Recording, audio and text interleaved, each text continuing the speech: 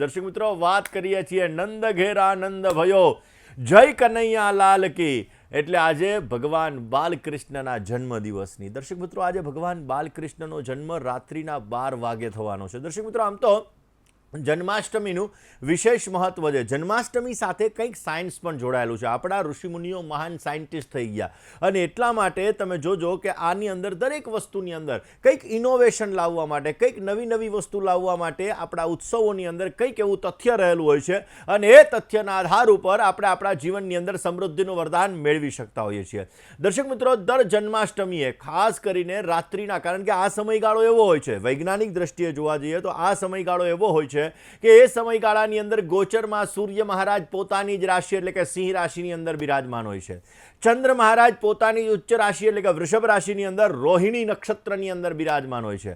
અને આ કારણ કે આપણી બોડી છે એ સૂર્યના તાપ અને ચંદ્રની શીતળતાથી ચાલે છે. જ્યારે સૂર્ય સ્વગૃહી, ચંદ્ર ઉચ્ચનો, તો આ સમયગાળાની અંદર રાત્રિના 12 વાગ્યે ભગવાન કૃષ્ણનો, ભગવાન બાલકૃષ્ણનો જન્મ થયો ને એટલા માટે 24 મિનિટ, એક ઘટિકા એટલે 24 મિનિટ સુધી ક્યાંક ને ક્યાંક એવું તંત્ર એક્ટિવેટ થતું હોય છે કે એની અંદર આપણે આપણી જાતને રિનોવેશન કરી શકતા હોઈએ. એટલે રાત્રિના 12 થી 12:24 દરમિયાન આપણે જે કંઈ પણ વસ્તુ કરીએ છીએ એ વસ્તુ દ્વારા આપણે આપણી અંદર પોઝિટિવિટી ક્રિએટ થતી હોય છે. તો દર્શક મિત્રો, એટલા માટે જ આપણા ઋષિમુનિઓએ બાલકૃષ્ણનો જન્મ જ્યારે આપણે રાત્રિના 12 વાગે ઉજવતા હોઈએ ત્યારે આપણે મંદિરની અંદર હોઈએ, આપણે પૂજાપાઠ કરતા હોઈએ, આપણે કીર્તન કરતા હોઈએ, આપણે ભજન કરતા હોઈએ ને એ ભજન અને એ કીર્તનની પોઝિટિવિટી એ 24 મિનિટની અંદર આપણને આખું વર્ષ પોઝિટિવ રાખે છે ને આપણને ઉત્તમ પ્રકારનો લાભ આપે છે. વાત આજે જન્માષ્ટમીની કરી રહ્યા છીએ.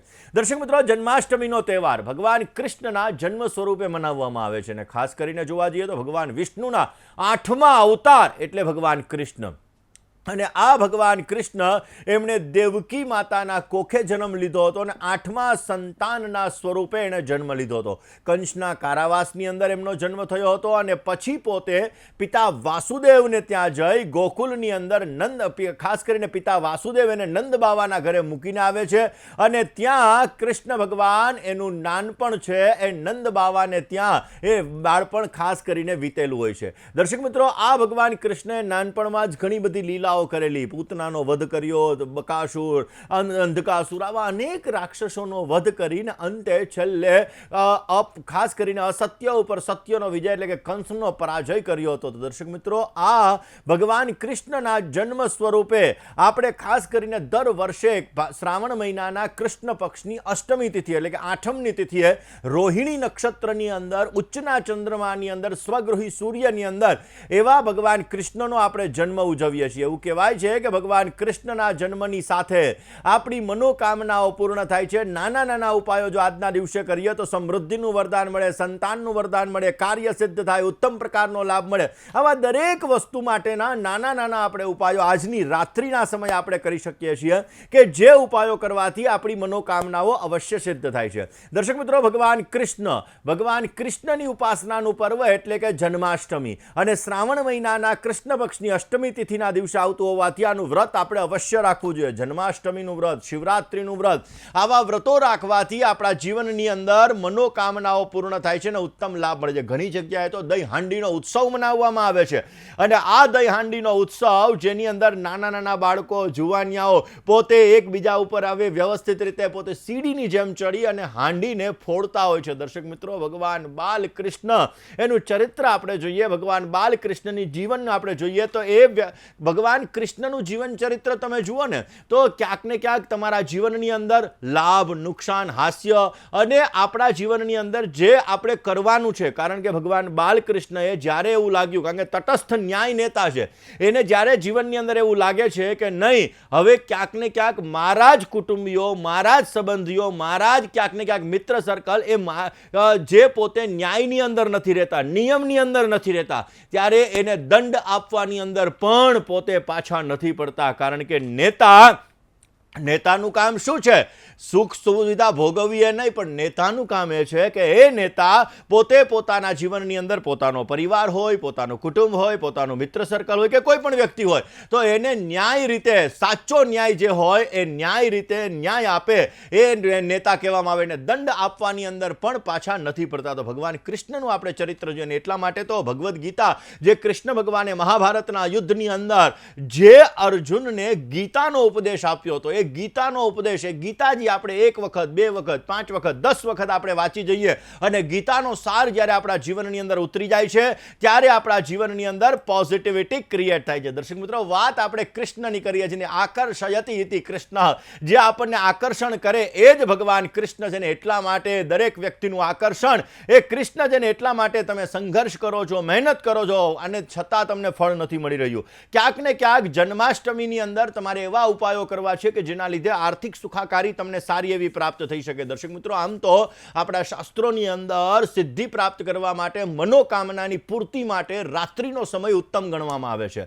અને આ રાત્રિના સમયની અંદર એવું કહેવાય કે પહેલમ વહેલી કાલ રાત્રિ, જે ચતુર્દશી એટલે કે કાળી ચૌદશના દિવસે આવે છે, દિવાળી પહેલા આવે છે. બીજી આવે છે અહોરાત્રિ, જેને આપણે શિવરાત્રિ તરીકે ઓળખીએ છીએ. અને ત્રીજી આવે છે દારૂણ રાત્રિ, એટલે કે આપણે જેને હોળી તરીકે ઓળખીએ છીએ. અને ચોથી આવે છે મોહરાત્રિ, એટલે કે આ જન્માષ્ટમીની રાત્રિ. આ જન્માષ્ટમીની રાત્રિના દિવસે કરેલા ઉપાયો આપણને ભગવાન કૃષ્ણની અનન્ય કૃપા પ્રાપ્ત કરાવે છે. આપણા જીવનની અંદર પોઝિટિવ રિઝલ્ટ આપે છે. રાત્રિના 12 થી 12:24 દરમિયાન કરેલા કામ, કરેલી ઉપાસના આપણી મનોકામનાઓને પૂર્ણ કરે છે અને અવશ્ય એના દ્વારા પોઝિટિવ રિઝલ્ટ મળી શકે છે. જન્માષ્ટમીના દિવસે સવારના પોરમાં સ્નાન કરી રાધા કૃષ્ણ ભગવાનના મંદિરે જઈ પ્રભુ કૃષ્ણને પીળા કલરના ફૂલ અર્પણ કરી અને ત્યારબાદ આર્થિક સંકટોથી દૂર થવા માટેના ભગવાનને પ્રાર્થના કરવી જોઈએ. રાત્રિના સમયે ભગવાનને માખણ અને મિશ્રીનો ભોગ અર્પણ કરવો જોઈએ. રાધા કૃષ્ણાય નમઃ આ મંત્રનો આપણે જપ કરવો જોઈએ. તો અવશ્ય આપણા જીવનની અંદર પોઝિટિવિટી ક્રિએટ થાય છે. આપણા જીવનની અંદર આર્થિક સંકટો દૂર થાય છે અને આપણને સુંદર મજાનો લાભ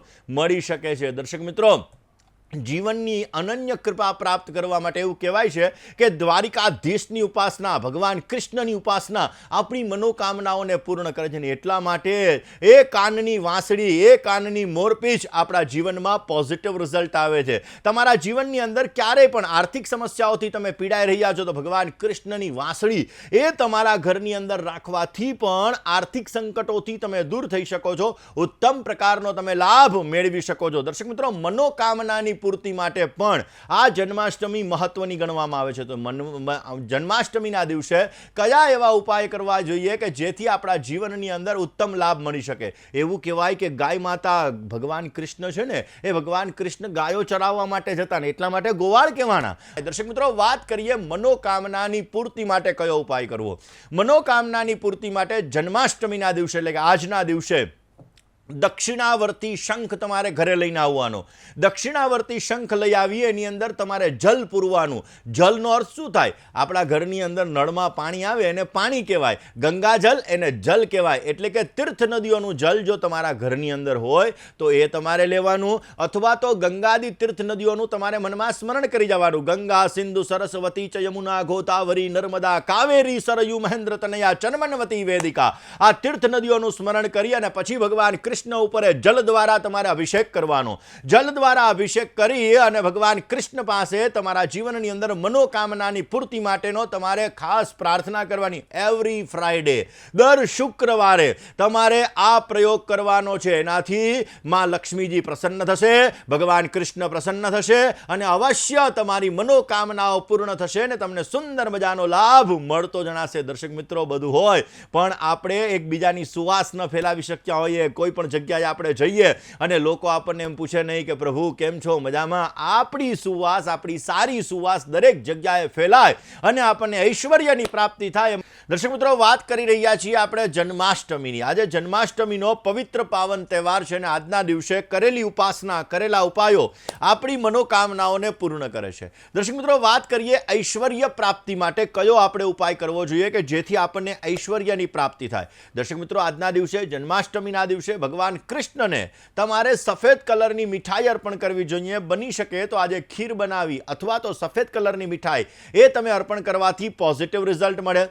ખાસ કરીને માખણની અંદર સાકર અર્પણ કરી અથવા તો તમારા જીવનની અંદર પોઝિટિવ રિઝલ્ટ મળે એ માટે માખણની અંદર સાકર અર્પણ કરીને એની અંદર જો તુલસીના પાન અર્પણ કરવામાં આવે અને પછી દ્વારકાધીશને અર્પણ કરવામાં આવે અને દ્વારિકાધીશની ઉપાસના કરવામાં આવે તો અવશ્ય પોઝિટિવ રિઝલ્ટ મળતું જણાય. આજના દિવસે કરેલી વિષ્ણુ સહસ્ત્ર નામાવલીનો પાઠ, વિષ્ણુ સહસ્ત્રનો પાઠ તમારી મનોકામનાઓને પૂર્ણ કરે છે. આમ તો એવું કહેવાય કે અધરમ મધુરમ વદનમ મધુરમ હસિતમ મધુરમ ભ્રમિતમ મધુરમ, જેનું બધું વસ્તુ મધુર છે, જેના જીવનની અંદર એનું મુખ મધુર છે, એનું સ્મિત મધુર છે, એવા મધુરાષ્ટકમનો પણ જો આજે પાઠ કરવામાં આવે, ભગવાન કૃષ્ણની ઉપાસના કરવામાં આવે તો અવશ્ય આપણા જીવનમાં પણ બધું મધુર થાય છે અને પોઝિટિવ રિઝલ્ટ મળે. દર્શક મિત્રો, આપણે વાત કરી રહ્યા છીએ જન્માષ્ટમીએ કરવાના ઉપાયોની. ધનની પ્રાપ્તિ થાય, યશની પ્રાપ્તિ થાય, એ માટે નાના નાના આપણે ઉપાયો કરીએ તે એ ઉપાયો દ્વારા આપણા જીવનમાં પોઝિટિવ લાભ મળતો જણાય. આજના દિવસની અંદર ભગવાન કૃષ્ણને એક એવું નામ છે, આમ નથી કહેતા હરિ તારા નામ છે હજાર, કયા નામે લખવી કંકોત્રી, તો ભગવાન કૃષ્ણનું એક નામ છે પિતાંબરધારી.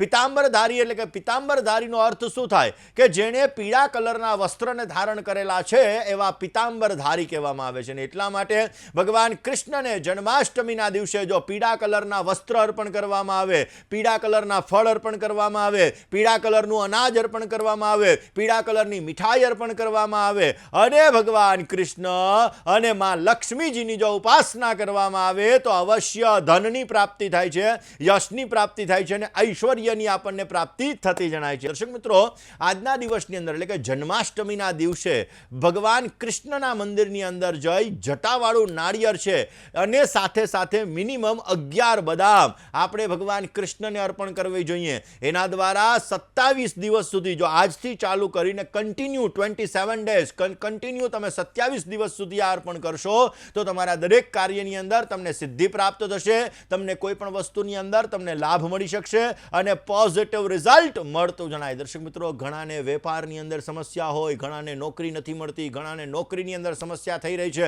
તો આજે જન્માષ્ટમીએ કયો ઉપાય કરવો જોઈએ? એક કોલર મિત્ર સાથે વાત કરી લઈએ. હલો, જય ગણેશ. જય ગણેશ. બોલો ને બેન.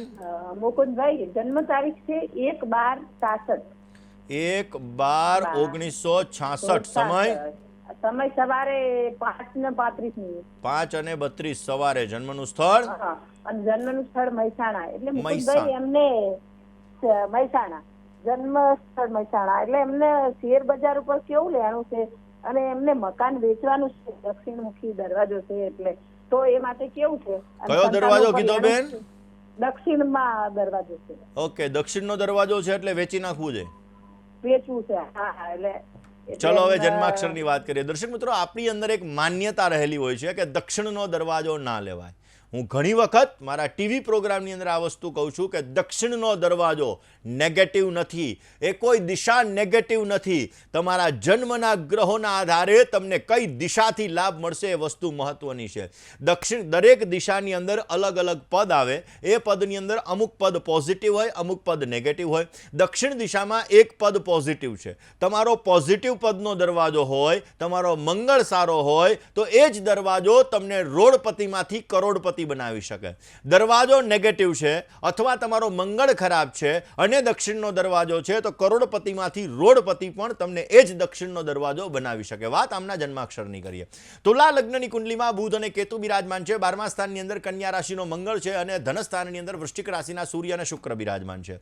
આમના જન્માક્ષર મુજબ સ્વગૃહી શનિ મહારાજ છે. શનિની ત્રીજી દ્રષ્ટિ રાહુ મહારાજ ઉપર પડે છે. શેર બજારની અંદર ક્યાંક સમસ્યા સર્જાઈ શકે. રમાડવાના, રમવાનું નહીં. રમશે, પોતે રોકાણ કરશે તો ક્યાંક નાણાં ફસાઈ જાય એવા સંપૂર્ણ યોગો જણાઈ રહ્યા છે. કારણ કે કોઈને ઉધાર રૂપિયા આપે તોય પાછા લેવામાં તકલીફ થાય. તો આ મારી દ્રષ્ટિએ જોવા જઈએ તો એમણે ક્યાંક શેર બજારની અંદર પોતાનું ઇન્વેસ્ટમેન્ટ ન કરવું જોઈએ, બીજાનું ઇન્વેસ્ટમેન્ટ કરાવવું જોઈએ, જેથી એને એના જીવનની અંદર પોઝિટિવ લાભ મળતો જણાય. શ્રી સુક્તમનો નિત્યને માટે પાઠ કરી મેરુપૃષ્ઠ શ્રીયંત્રની રોજને માટે પૂજા કરવાથી આર્થિક સફળતા એને સારી એવી પ્રાપ્ત થશે. મકાન વેચાવા માટેની વાત કરીએ તો અત્યારે કેતુની મહાદશામાં બુધની પ્રત્યંતર દશા ચાલી રહી છે. નવેમ્બર મહિનામાં શનિ વક્રીમાં એનાથી માર્ગી થશે. એ પછી પોઝિટિવ રિઝલ્ટ મળતું જણાય. એ પછી તમે પ્રયત્ન કરશો તો અવશ્ય મકાન વેચાવવા માટેના સુંદર યોગો જણાઈ રહ્યા છે. મિત્રો, સંતાન પ્રાપ્તિ માટે બાલકૃષ્ણની ઉપાસના ઉત્તમ છે અને એટલા માટે આજના દિવસે જે દંપતીઓને સંતાનની પ્રાપ્તિ નથી થતી એવા દંપતીઓએ ભગવાન કૃષ્ણની ષોડશોપચારથી પૂજા કરવી જોઈએ. ભગવાન કૃષ્ણ ઉપર કેસરવાળા જલનો અભિષેક કરવો જોઈએ. પછી એક મંત્ર છે જે સંતાન ગોપાલ સ્તોત્ર આવે છે અને સંતાન ગોપાલ સ્તોત્રની અંદરથી લીધેલો મંત્ર છે ઓમ દેવકી સુત ગોવિંદ વાસુદેવ જગતપતે દેહી મે તનયમ કૃષ્ણ ત્વામહમ શરણમ ગતઃ. આ મંત્રની મિનિમમ 11 માળા કરવી જોઈએ. ભગવાન બાલ ગોપાલની કૃપાથી રોજ કરવાનો આ ઉપાય છે. રોજને માટે આ ઉપાય કરશો તો અવશ્ય બાલ ગોપાલની કૃપાથી ભગવાન કૃષ્ણની કૃપાથી તમને સારા એવા સંતાનની પ્રાપ્તિ થતી જણાશે. સંતાન સુખની પ્રાપ્તિ થતી જણાશે.